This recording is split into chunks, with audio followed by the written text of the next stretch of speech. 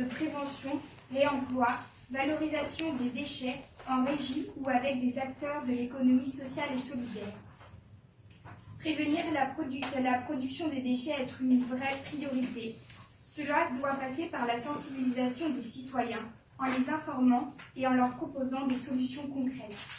En effet, il ne suffit plus aujourd'hui d'inciter les différents publics, particuliers, professionnels, institutions, au tri des déchets et au recyclage, mais bel et bien de les sensibiliser davantage à la réduction de leurs déchets. Cela peut passer par exemple par le refus des emballages, les achats en vrac, le fait maison, le compostage public et privé, la consigne, l'acceptation des commerçants de servir les clients dans leurs propres contenants.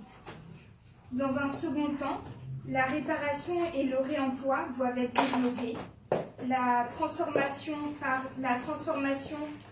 des objets pour leur donner une seconde vie, les repères cafés, les gratiférias, le troc et l'achat d'occasion en alternatif au neuf.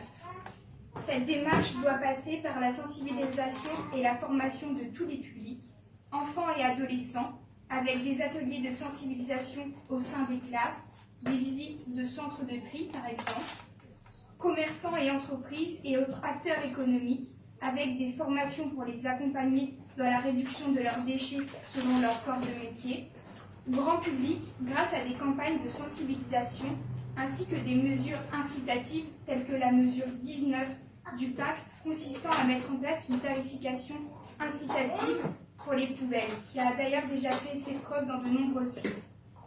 L'association Zéro Déchet travaille déjà dans ce sens, mais cela ne devrait pas être l'action d'une association, mais bien celle des collectivités et des élus locaux que d'impulser et financer une telle démarche. Je vous remercie.